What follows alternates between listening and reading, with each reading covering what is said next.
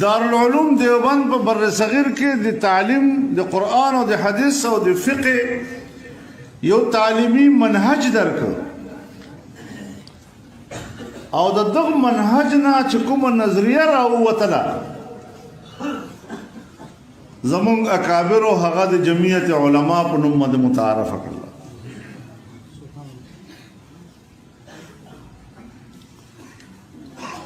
نو اسې زه یو خبره کوم څوک ته محسوسوي نه که دا مدرسه او دا جمعیت دواړه پکې نه وي نو زه خو دیوبندي نه بولم تاسو مرضي ده یو شی پکې شته بل پکې نشته دا څنګه دیوبندي ده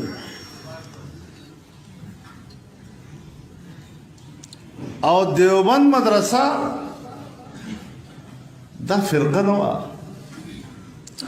او نه دې دپاره جوړه وه چې دا به د چا بلې فرقې خلاف یو فرقه متعارفه کړي. دا دیوبندیت ته چې موږ فرقه وایو دا خپله دوکانداري پې کوو. دارالعلوم دیوبند یو عالمگیر آفاقي نظریې حامله یو تحریک نوم هغه په دنیا کې انقلاب راوست. انګریز را ټول کوي فرقې ته خپل منهج چې پرې نه دی. دا تېر چې موږ 100 ساله منا وکړه په دغه 100 ساله کې څه علماو ذمواري موږ لګولې وه هغو تحقیق کوه په دې مسله باندې. یو رساله هم چاپ شوې ده مؤسسین جمعیت علما مؤسسین بظاهر خو موږ وایو چې مؤسس حضرت شیخ الهند رحمت الله علیه ده لیکن د هغې رسالې عنوان د مؤسسین جمعیت یعنی حضرت شیخ الهند په هغه اولني اجلاس کې د بر صغیر چې څومره علما راغوښتي وو د هغو نومونو تحقیق یې کړی ده او په هغو نومونو کې د هر مکتب فکر سره وابسته علما کرام پکې موجود دي. لیکن حالاتو سره بیا خلک خپلو ځایونو ته واپس لاړل خو د جمعیت علما اساس او د دارالعلوم نظریه هغه آفاقي وه او د قرآن و حدیث هغه تشریح وکړله او د فقه هغه تشریح وکړله چې دا تشریح په تاریخ اسلام کې یا امام ابو حنیفه کړې وه رحمه الله او یا زموږ د دیوبند اکابرو. ما یاد دي د حضرت مولانا خلیل احمد سهارنپوري صاحب د ابو داود شرح ده بذل المجهود دا اوس ده کنه د بذل المجهود په ملتان کې چې کومه نسخه چاپ شوې ده هغې باندې تقریض په عربي کې د حضرت مفتي صاحب رحمه الله مفتی صاحب هغې کې لیکي چې د امام ابو داود د خپلو سننو لیکلو نه پس چې څومره شروع شوي دي د دغه بذل مجهود مقابله په تاریخ کې بله شرح نشي کولی او ما مطالعه کړي دي ټولې او دغه رایه د فتح الملهم په باره کې وه او دغه رایه د نورو صحاح ستو د شروح په باره کې وه. دومره لوی کار په تاریخ اسلام کې د قرآن او د حدیث او د فقه چې کوم خدمت شوی ده شاید چې د هغې څوک بدیل پېښولی شي. په برصغیر کې 2 مدرسې هغو ځای ونیو. اوله مدرسه د علیګړ چې سرکاري مدرسه وه انګریز هغې بنیاد کېښود نصاب تعلیم هغوی ورکړ خو چې هغوی له خپل نصاب نه قرآن ویست تفسیر ویست حدیث ویست فقه ویستله فارسی ته ویستله نو بیا پر رد عمل کې په دیوبند کې مدرسه کلاو شو. حضرت شیخ الهند رحمه الله دغ تقسیم ته د پیرنګانو تقسیم وي. دا زموږ د اکابرو یو د مجبورۍ رد عملو د هغوی خواهش نه او بیا چې حضرت شیخ الهند رحمه الله کله مالټا نه واپس راغ نو په آخرو شپو کې دوره وکړله د علیګړ دغ تجویز سره چې دا تقسیم د علم او د نصاب دا د پیرنګي سازش ده. راځئ چې موږ زوړ نصاب بحال کړو او یو مشترکه نصاب قایم او بیا په دغې نظریې باندې د جامعه ملیه بنیاد کېښود. هغه جامعه ملیه بس یو کالج ده نن په دلی کې ده، ډېر لویه اداره ده خو فروغ یې وانخیست. بل د علوم منهج په لکھنؤ کې و، ندوة العلماء په نوم باندې. نن هم په لکھنؤ کې یوه جامعه ده، لویه جامعه ده، لیکن که په بر صغیر کې او په دنیا کې فروغ عمومو نه یا د سرکار زیر انتظام د علیګړ تعلیمي نظام او یا د دارالعلوم دیوبند په پرایویټ سیکټر کې زموږ د علماو تعلیمي نظام لارې لارې پورې کوڅې ته ورسېد. ما ته سرکاري سړی راغلی مشر سړی و، وجي دا علما دا مدرسې دا فضلا تاسو بیکار ګرځي، نو که دا مونږ چېرته دوی فکر وکړو او دوی چېرته مونږ سرکاري مناسبو ته را برابر کړو، نصاب کې د مدرسو تبدیلي راولو، نو مال هغې موده خو اوس نه ده. دا خو چې پاکستان جوړ شو نو ته به راغلی وې چې اوس خو هندو مالته پاته شو، پیرنګی هم لاړ. موږ د اسلام او د کلمې په نوم باندې یو ملک جوړ کړ. دا تعلیم خو پیرنګي تقسیم کړی و.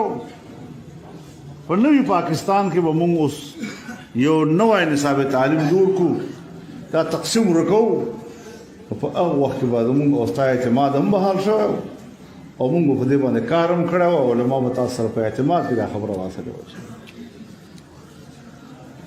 اویا کاله دې په ما تېر کړو. ما تعلیم د په غذای باندې پرېښود. اویا کاله تا ته دا فکر نه ده راغی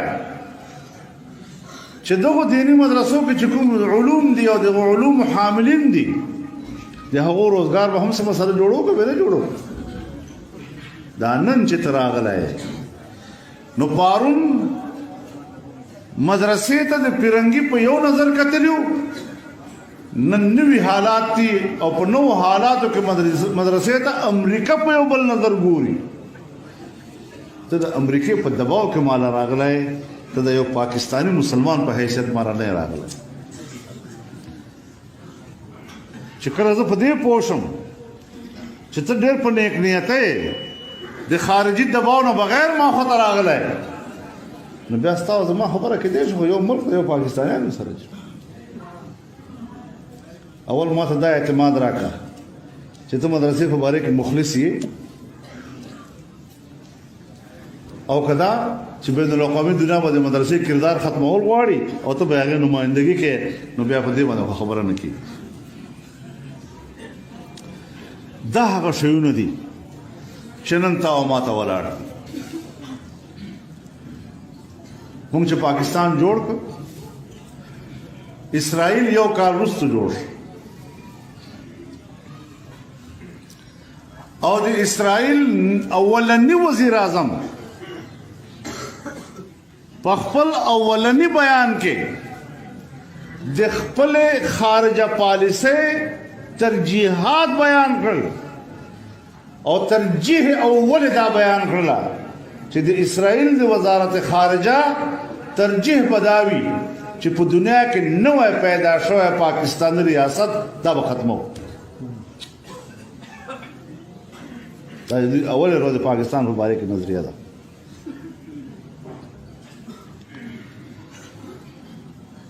لیکن نن څه صورتحال روان ده. په پارلیمنت کې تقریرونه کېږي چې دا اسرائیل سره معاهده پکار ده، تسلیمول یې پکار دي، او بیا وایي چې یهودیانو سره معاهده خو نبی علیه الصلاۃ والسلام هم کړې وه.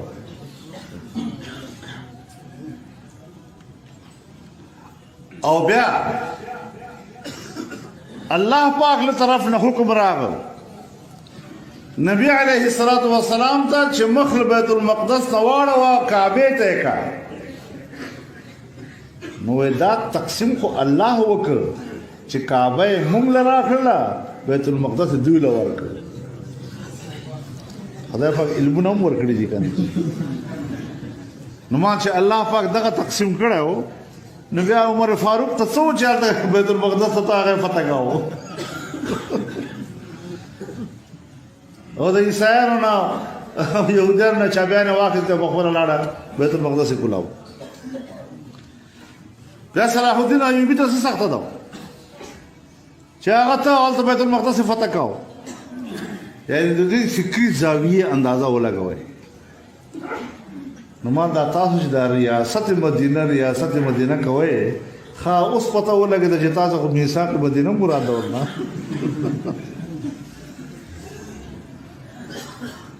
لیکن جهالت د وجه نه تشریح او تعبیر هم نشي کولی. اوس په ټي ویګانو باندې په پارلیمنت کې یو ځای کې بل ځای کې باقاعده اینکران لګیا دي، ریټایرډ لیفټننټ جنرالان لګیا دي دوی په حق کې چې اسرائیل تسلیمول پکار. نو مال اسرائیل خو به تسلیم کیږي، خو د اسرائیل تسلیمولو معنا دا ده چې د فلسطین په خاوره باندې اسرائیلي قبضه جایزه ده.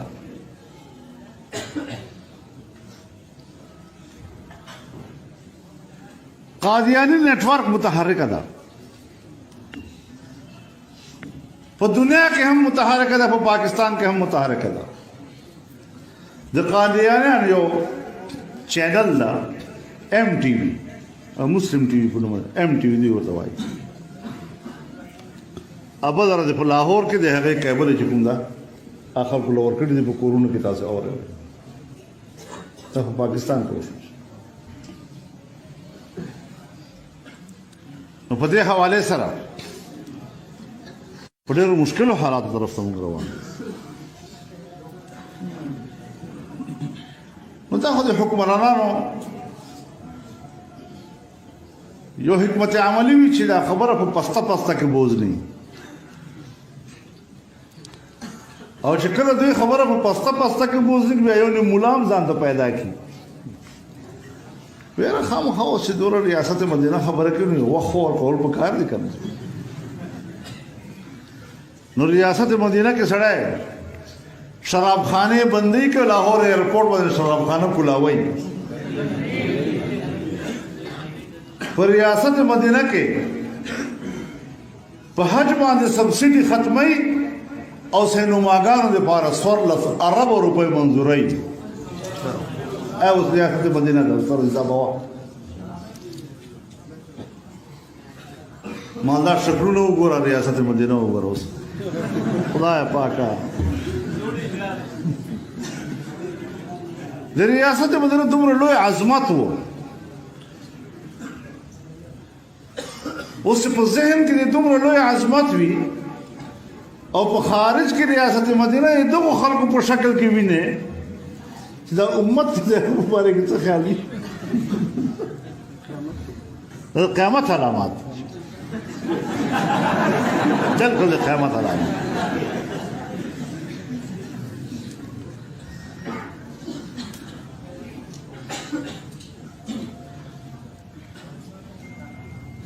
د بد اخلاقۍ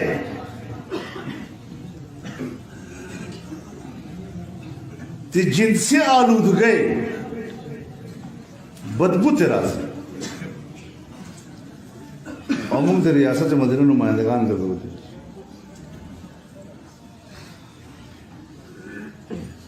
نو ګیله خو موږ د نورو نه ده چې قوم ورته د یهودو د ایجنټانو په نظر ګوري او تا ول حکومت ورکړه په داندلي دا سودا خو نه چلېږي. د دوی دا خیال و چې هسې روز دو خبره ده بس دا یو شور شرابه ده تېره به شي. لیکن قوم الحمدلله حساس په دې مسئلې چې کله مونږ ملین بار شروع کړو اول مونږ د کراچۍ نه شروع بیا لاهور بیا سکر بیا ډیره اسماعیل خان 1 ملین مار د بل نه زیات کامیاب ده خلکو کې یو اعتماد پیدا کیږي او راوځي او ان شاء الله اوس په دا 19 تاریخ باندې مردان کی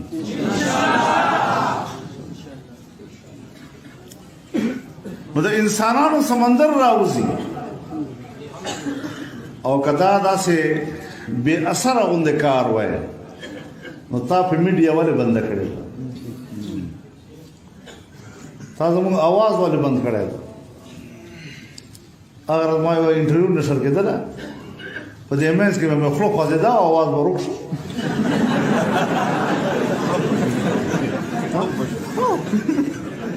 आवाज ورک ولې چلته په ما یو خاصه نقطه ویله نو چې کوم ځای کې وستن لګي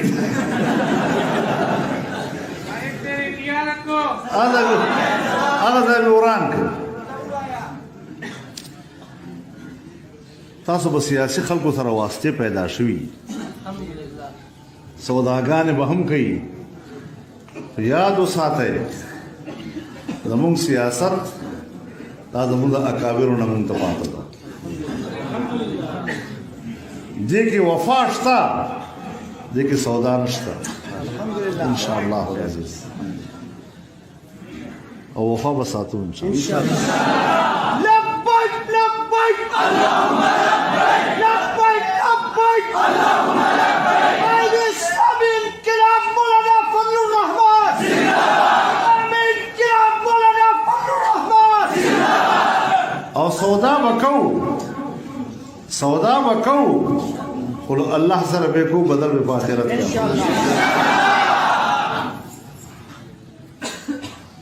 نو الله رب العزت دا سلسله برقرار ساتي او زموږ اکابرو چې دا کوم زندگی کوم مقصد پر تیر کړی دا اورنه تا ما پلاس کې امانت را کړی دا الله دې د ټول زندگی جهود قبول وکړي تقصیرات دې الله ورته معاف کړي او الله دې جنت ځای کی او الله پاک دې تاسو موږ ته په هغه لار باندې توفیق راکړي. حضرت مولانا بن جگر صاحب رحمه الله ان شاء الله ده هغه نوم بسوندای وي ده هغه مرکز بسوندای وي ده هغه आवाज بسوندای وي الله تعالی دې قبول وکړي. دعا وغواړئ. الحمدلله رب العالمین. دارالعلوم دیوبند په بر صغیر کې د تعلیم د قران او د حدیث او د فقه یو تعلیمی منهج درکړ او د دغه منهج نه چې کومه نظریه راووتله زمونږ اکابرو هغه د جمعیت علما په نوم باندې متعارف کړل.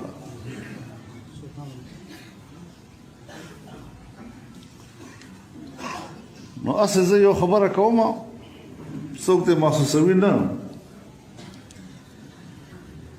کدا مدرسه او دا جمعیت دواړه پکې نه نو زه خو دیوبند نه بولم تاسو مرضی ده یو شی پکې شته بول پکې نشته دا څنګه دیوبند ده.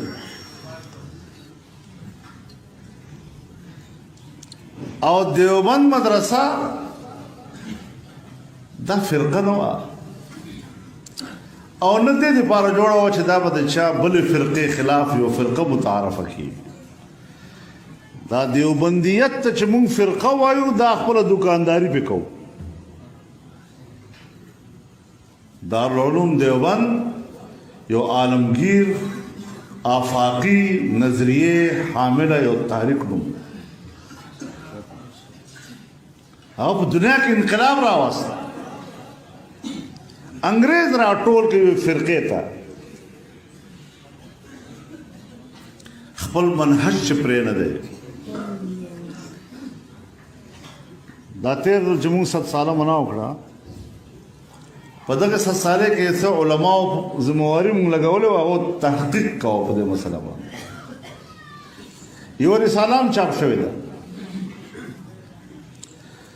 مؤسسین جمعیت علماء مؤسسین بظاهر هم وایي چې مؤسس حضرت شیخ الهند رحمت الله علیه ده لیکن د هغه رساله عنوان د مؤسسین جمعیت یعنی حضرت شیخ الهند په اولینی اجلاس کې د بر صغیر چې څومره علما راغوښتي وو د هغو نمونو تحقیق کړی ده او په هغو نمونو کې د هر مکتب فکر سره وابسته علما کرام کې موجود دي لیکن حالاتو سره بیا خلک خپل ذهنو ته واپس لاړل خو د جمعیت علما اساس او د دارالعلوم نظریه هغه آفاقي وه هغه د قرآن و حدیث هغه تشریح وکړله او د فقه هغه تشریح وکړله چې دا تشریح په تاریخ اسلام کې یا امام ابو حنیفه کړی وه رحمه الله او یا زمونږ د دیوبند اکابرو ما یاد دي د حضرت مولانا خلیل احمد سهارنپوری صاحب دی ابو داود شرح ده بذل المجهود دا واسه ده کنه د بذل المجهود په ملتان کې چې کومه نسخه چاپ شوې ده هغه باندې تقریر په عربي کې د حضرت مفتی صاحب رحمه الله مفتی صاحب هغه کې لیکي چې د امام ابو داود د خپل سننو لیکلو نه پس چې څومره شروع شوي دي د دغه بذل مجهود مقابله په تاریخ کې بل شرح نشي کولای او امام مطالعه کړی دي ټول او دغه رائے د فتح الملهم مبارک و او دغه رائے د نورو صحاح ستو د شروع مبارک و تمہارا لوی کار په تاریخ اسلام کې د قرآن او د حدیث او د فقه چې کوم خدمت شوی ده شاید چې د هغې څوک بدیل پېښولی شي په برصغیر کې 2 مدرسې هغو ځای ونیو اوله مدرسه د علیګړ چې سرکاري مدرسه وه انګریز هغه بنیاد کېښود نصاب تعلیم هغوی ورکړ خو چې هغوی له خپل نصاب نه قرآن وایست تفسیر وایست حدیث وایست فقه وایستله فارسی ته وایستله نو بیا پر رد عمل کې په دیوبند کې مدرسه کلاو شو حضرت شیخ الهند رحمه الله دغ تقسیم ته د پیرنګانو تقسیم وي دا زموږ د اکابرو یو د مجبورۍ رد عمل و د هغوی خواهش نه او بیا چې حضرت شیخ الهند رحمه الله کله مالټا نه واپس راغه نو په آخرو شپو کې دوره وکړله د علیګړ دغه تجویز سره چې دا تقسیم دی علم او د نصاب دا د پیرنګي سازش ده راځي چې موږ زوړ نصاب بحال کو او یو مشترک نصاب قائم او بیا په دغه نظریه باندې د جامعه ملیه بنیاد کېښود هغه جامعه ملیه بس یو کالج ده نن په دلی کې ده ډېر لویه اداره ده خو فروغ یې وانخیست بل د علوم منهج په لکھنؤ کې و ندوة العلماء په نوم باندې نن هم په لکھنؤ کې یوه جامعه ده لویه جامعه ده لیکن که په بر صغیر کې په دنیا کې فروغ عمومو نه یا د سرکار زیر انتظام د علیګړ تعلیمي نظام او یا د دارالعلوم دیوبند په پرایویټ سېکټر کې زموږ د علماو تعلیمي نظام لارې پورې کوڅې ته ورسېد. ما ته سرکاري سړی راغلی مشر سړی و وجي دا علما دا مدرسې دا فضلا تاسو بیکاره ګرځي نو که دا مونږ چېرته دوی فکر وکړو او دوی چېرته مونږ سرکاري مناسبو ته را برابر کړو نصاب کې د مدرسو تبدیلي راولو نو مال هغې موده خو اوس نه ده. دا خو چې پاکستان جوړ شو نو ته به راغلی وې چې اوس خو هندو مالته پاته شو او پیرنګی هم لاړ. موږ د اسلام او د کلمې په نوم باندې یو ملک جوړ کړ. دا تعلیم خو پیرنګي تقسیم کړو په نوي پاکستان کې به موږ اوس یو نوی نصاب تعلیم جوړ کړو دا تقسیم ورکو په هغه وخت کې به زموږ اوستا اعتماد هم بحال شوی او موږ په دې باندې کار هم کړی او علما به تاسو سره په اعتماد کې دا خبره واصله وه. اویا کاله دې په ما تېر کړو. ما تعلیم د په غذای باندې پرېښو. اویا کاله تا ته دا فکر نه ده راغی چې دغو دیني مدرسو کې چې کوم علوم دي او دغو علوم حاملین دي د هغو روزګار به هم څه مسله جوړو که به نه جوړو. دا نن چې ته راغلی نو پارون مدرسې ته د پیرنګي په یو نظر کتلیو نن نوي حالات دي او په نوو حالاتو کې مدرسې ته امریکا په یو بل نظر ګوري. ته د امریکې په دباو کې مالا راغلی ته د یو پاکستانی مسلمان په حیثیت مالا نه راغلی چې کله زه په دې پوه شم چې ته ډېر په نیک نیته یې د خارجي دباو نه بغیر ما خوا ته راغلی نو بیا ستا او زما خبره کېدی شي خو یو ملک د یو پاکستانیانو سره چې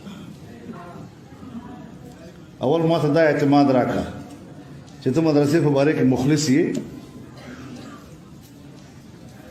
او کدا چې بین الاقوامي دنیا باندې مدرسې کردار ختمول غواړي او ته به هغې نمایندګي کې نو بیا په دې باندې خبره نه کېږي.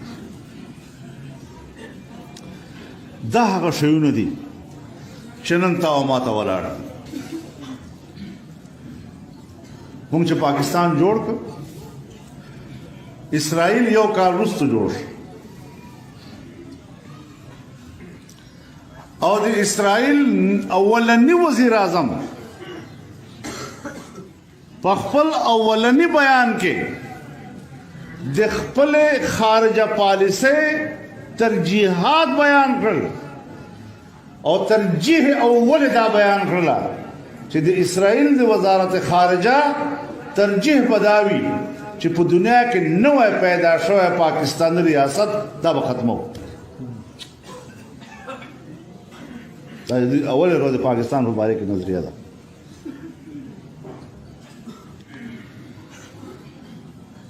لیکن نن څه صورت حال روان ده.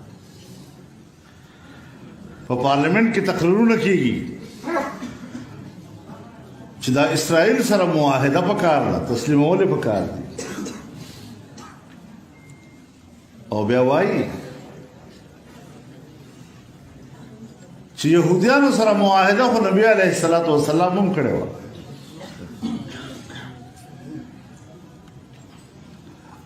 او بیا الله پاک له طرف نه حکم راغل نبی علیه الصلاة والسلام ته چې مخ له بیت المقدس نه واړوه کعبې ته یې کړه. نو دا تقسیم خو الله وکړ چې کعبه یې موږ له راکړله بیت المقدس دوی له ورکړ. خدای پاک علمونه هم ورکړي دي که نه. نو ما چې الله پاک دغه تقسیم کړی و نو بیا عمر فاروق ته څه و چې هلته بیت المقدس ته هغه فتح کاوه او د عیسایانو نه یهودیانو نه چابیانې واخېستې او په خپله لاړه بیت المقدس یې کولاو. بیا صلاح الدین ایوبي ته څه سخته ده چې هغه ته هلته بیت المقدس یې فتح کاو. یعنې د دې فکري زاویې اندازه ولګوئ. نو ما دا تاسو چې دا ریاست دارالعلوم دیوبند په بر صغیر کې د تعلیم د قرآن او د حدیث او د فقه یو تعلیمي منهج درکړ او د دغه منهج نه چې کومه نظریه راووتله زمونږ اکابرو هغه د جمعیت علما په نوم باندې متعارفه کړله.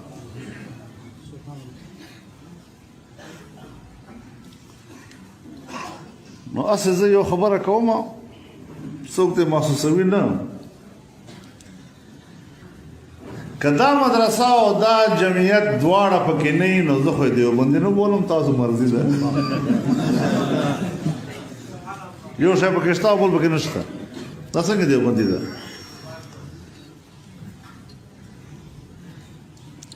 او دیوبند مدرسه دا فرقه نه وه او نه دې دپاره جوړه وه چې دا به د چا بلې فرقې خلاف یو فرقه متعارفه کړي. دا دیوبندیت ته چې مونږ فرقه وایو دا خپله دکانداري پې کوو. دارالعلوم دیوبند یو عالمگیر آفاقي نظریې حامله یو تحریک نوم هغه په دنیا کې انقلاب راوست. انګریز را ټول کوي فرقې ته خپل منهج چې پرې نه دی. دا تیر چې موږ 100 ساله منا وکړه په دغه 100 ساله کې څو علماو ذمہواري موږ لګولې او هغه تحقیق کاوه په دې مسله باندې. یو رساله هم چاپ شوې ده مؤسسین جمعیت علما مؤسسین بظاهر خو موږ وایو چې مؤسس حضرت شیخ الهند رحمت الله علیه ده لیکن د هغې رسالې عنوان د مؤسسین جمعیت یعنی حضرت شیخ الهند په هغه اولني اجلاس کې د بر صغیر چې څومره علما راغوښتي وو د هغو نومونو تحقیق یې کړی ده او په هغو نومونو کې د هر مکتب فکر سره وابسته علما کرام پکې موجود دي. لیکن حالاتو سره بیا خلک خپلو ځایونو ته واپس لاړل خو د جمعیت علما اساس او د دارالعلوم نظریه هغه آفاقي وه. هغه د قرآن و حدیث هغه تشریح وکړله او د فقه هغه تشریح وکړله چې دا تشریح په تاریخ اسلام کې یا امام ابو حنیفه کړې وه